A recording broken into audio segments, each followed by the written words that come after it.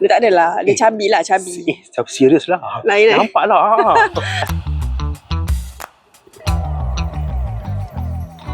Sejujurnya, sebagai seorang wanita lasak, macam mana dengan kehebatan anda di dapur? Pandai memasak tak?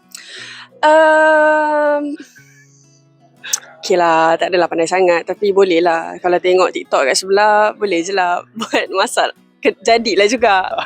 Tapi pernah mencubalah, orang kata pernah tak cuba masak dan tak berjaya, tak jadi? Tak jadi tu memang banyak kali. Yang jadi tu sekali dua je lah. Yang jadi tu yang paling favourite saya adalah masak kari ayam. Sebab time tu PKP, so terpaksa belajar masak. Tapi saya punya favourite ialah kari ayam lah. Memang sedap lah. Okey, dari segi kesihatan pula, sebagai seorang pelakon, macam mana akhirnya menjaga stamina dari segi pemakanan? Mungkin ada tak diet-diet tertentu yang diamalkan? Bagi saya tak ada diet. Sebenarnya saya makan je apa-apa sebab macam saya aktif dalam Muay Thai. Jadi Muay Thai ni dia perlukan banyak tenaga, banyak karbo. Jadi itu yang paling best bila dapat buat Muay Thai ni. Dia boleh makan apa-apa je yang kita nak. Kita kena makan, kita tak boleh tak makan. Tak boleh diet-diet. Kalau diet clean boleh tapi malas. Akhirnya sendiri adakah cut sugar ataupun macam langgar je, tak kisah dessert, ice cream? Okey lah, memang musuh tapi bagi saya kena make sure macam tadi juga, kena make sure yang kita balance kan, kita workout, kita buang balik yang kita dah makan tu. So tak kira lah cara peluh ke apa ke, but dia tak boleh makan je, nanti gemuk.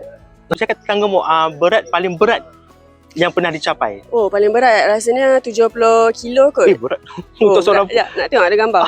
Oh, korang mesti takkan percaya. Saya punya boyfriend cakap, uish, kalau saya tackle dia time tu, dia tak nak. Dia block saya terus. Masam betul.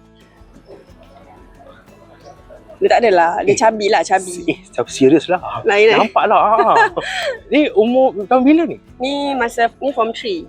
Form 3. Okey. Dulu memang gebu sikit lah. Dan ketika ini memang orang kata tak terlalu menjaga pemakanan ke ataupun? Memang tak jaga. Satu hari kita akan makan 3 pinggan nasi banjir penuh dengan kuah kari. Lepas tu dekat dalam kelas, bila time rehat, beli chicken patty semua. Memang bawah meja tu penuh dengan coklat-coklat semua. So memang tak jaga. Malam lagi banyak makan lah. Makan aiskrim apa semua. Sebab time tu kita tak tahu, kita tak ada exposure tentang diet, pemakanan. Kita tak tahu apa yang sihat, kita tak tahu apa yang tak sihat. So satu hari tu lah masa saya pergi nak pakai jeans kan.